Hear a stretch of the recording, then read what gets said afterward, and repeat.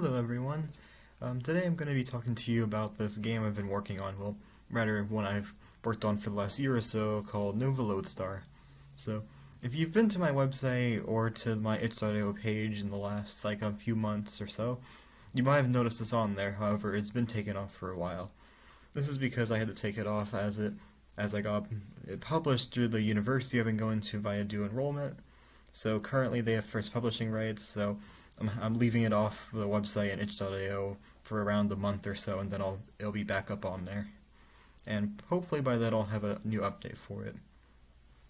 Now, as for the game itself, in the background you'll be seeing gameplay of it throughout this video, so you can try and get the gist of how it works. But I can also explain how it is via just the talking I'm going to be doing.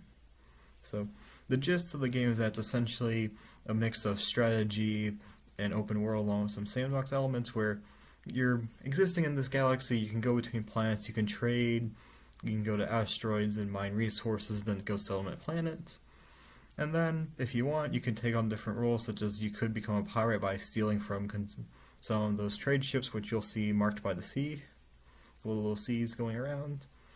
Or you can also enlist in the planets, the armies and defense forces themselves, and I'm going on their behalf to attack their enemies.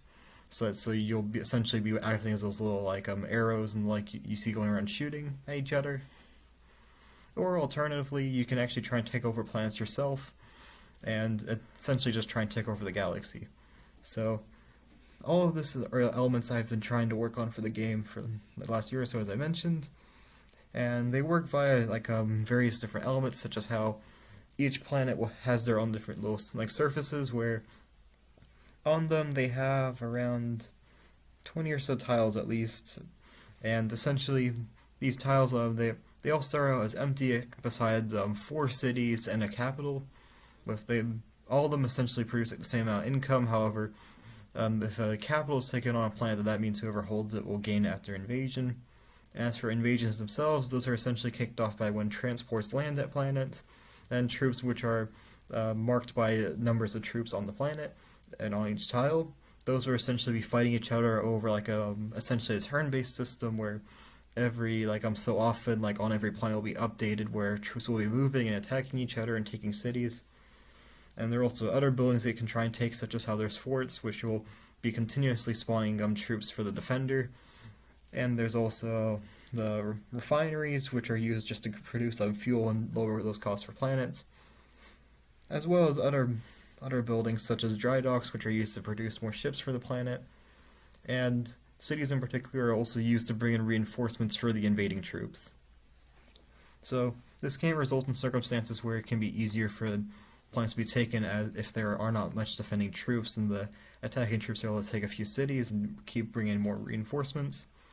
However, space combat can also help in deterring this, as you'll have different ships engaging each other in orbit, primarily in the form of fighters, which are the simple triangle ones. Then you have missile cruisers, which are a bit bigger than those ones. They have 3 parts to them, and they fire what look like rapidly changing colors of O's. And those O's are essentially missiles that will track whatever's the closest enemies to them and destroy them in only one hit, no matter what the enemy is. Then you also have carriers and also custom-made ships. So carriers, they essentially deploy ships that are very similar to fighters. They aren't quite them, and they also have less health. And they also have a set duration of life that they'll have until they get destroyed or are no longer usable. And then you have custom ships, which are essentially where the AI will design their own ships, which currently it's mainly just random in how they do so and based on how much funds they have. And those ships, they can have turret batteries, some that will just simply increase the amount of bullets that they can shoot forward. They can also get turrets, which will essentially let them shoot in any direction at enemies near them. Then you also can get missiles and even also carrier modules. And then they can also change up the beginning and back parts of the ship.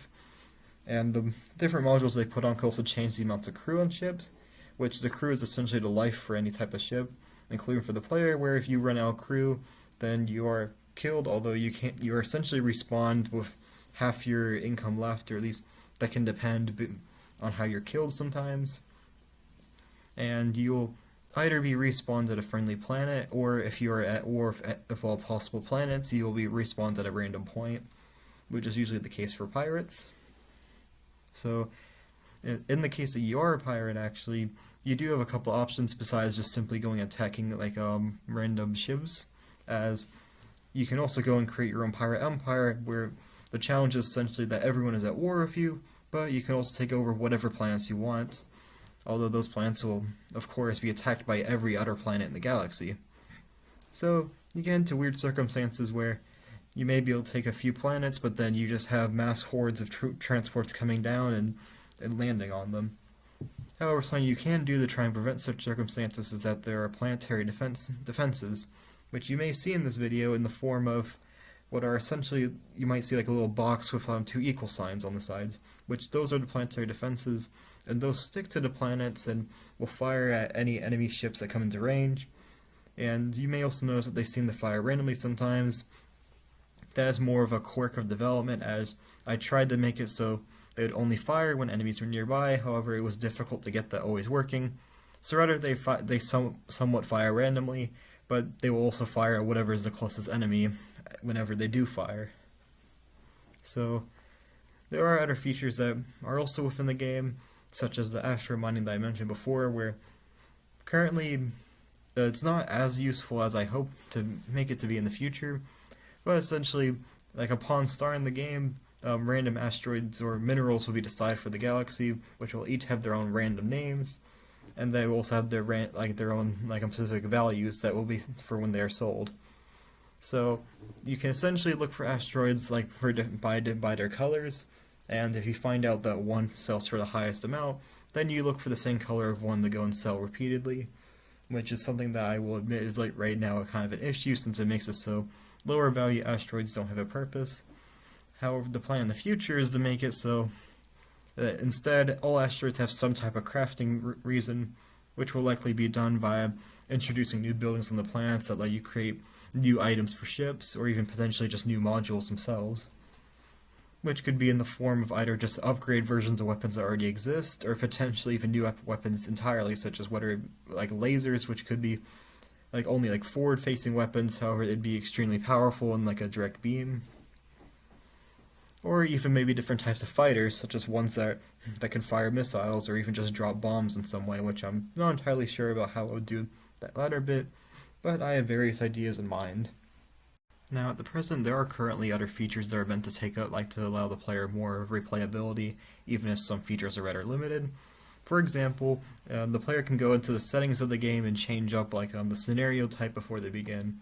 These range from simply increasing the amount of pirates and their aggression, to even making it so there are 3 unique different planets that spawn in that have higher amounts of cities and income compared to the others, that result in them essentially being a crisis event that the player must deal with, or even just side with one of those types of planets to attack with. Now, there are also other features. For example, you can change the galaxy size to be however large you want it to be. Currently, whenever you start up the game, it will essentially be calculated based on the size of your monitor, which probably can lead to issues on the phone. However, I could try and make that changed in a different update, but that is at least how things are right now to help with some level of optimization. In addition, you can also change the amounts of planets and even amounts of stars. Stars you can only change between low, medium, and high options. However, I'll likely be changing how that works, since currently those only change the amount of stars absolutely, rather than just changing how it is relative to galaxy size. So that will need to be changed at some point in the future. Whereas for planet number, you can change it to be however much you want it to be, although there are currently no real checks to make sure that you can't just put in negative planets, which can probably needs to be checked. But then again, if a player does that, I'll let them experience whatever horrors they unleash in that way. And speaking of horrors, one other idea I have for the game is that I also want to make it so there are other interesting endgame crises for the player to deal with. As currently, if the player is able to reach the point of conquering the galaxy, there are some Galactic Empire events, such as how rebellions can start on planets where you'll need to dispatch your Imperial Navy to go deal with them. But while that can be fun for a while, there likely needs to be some other events to keep the player interested. So currently, I hope to add an anomaly system to the game where it can lead to other crises developing as you investigate them. And there actually is code for these anomaly systems in the game right now, however, it is not active in any forms of the game that I've distributed or even shown to anyone, because while I can spawn the events for anomalies, such as how you may see abandoned ships if you were to turn it on, currently there's no code to make it so you can actually investigate them, but I plan to add that in the future, probably using the same type of code I used to make it so the player lands at planets and changes their movement buttons to instead show options. But it will be based on whatever options you get in terms of approaching the anomaly. And as for a type of horror to come from the anomaly, one idea I have is to add something that may be inspired by the using Vong from Star Wars, in terms of some type of biological entity that is essentially just one giant moving planet akin to the world ships that the Vong used in Star Wars.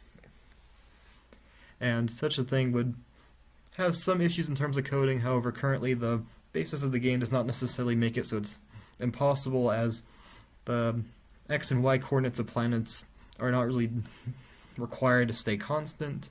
It just probably helps them to be constant, but I can definitely change that.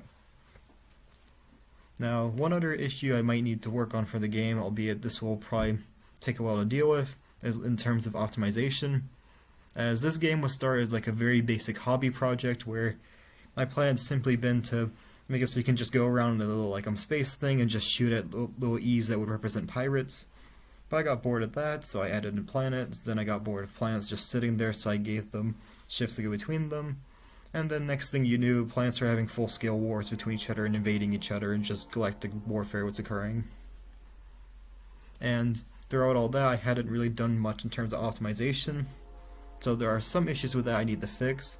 Granted, I have also done some things in the past to try and help that, such as how I've tried to avoid using if statements whenever possible, to use instead switch statements to help that, although that is not always possible.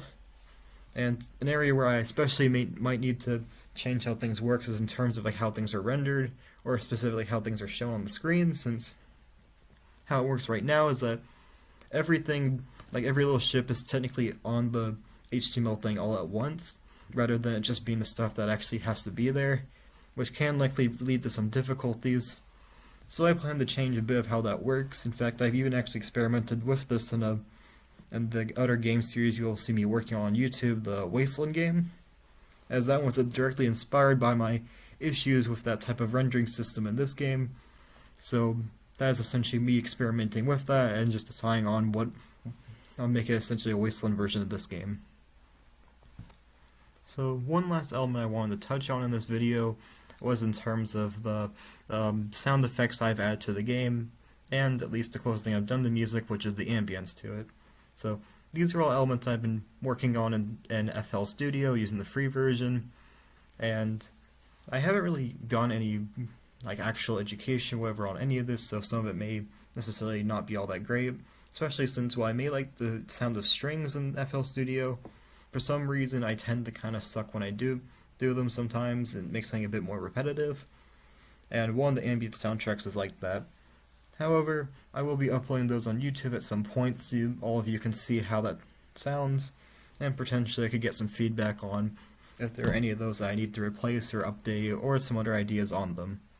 And to put into reference how exactly I was trying to think about making those, I was trying to go for a bit more of a creepy space type of vibe rather than just going for something that's a bit more generic. And at least one of them sounded a bit more to me more like a Fallout game by accident, which I am fine with, although I guess it might be a little odd in this base game, but maybe if I add in the horror elements to this type of game it'll help a bit more. Well, that's all I have for now, so I hope you guys enjoyed seeing this bit of the game, and also hearing talk about game development. I'm also happy to make other videos like this in the future if people do like these types of things, and with that, I'll be ending the video.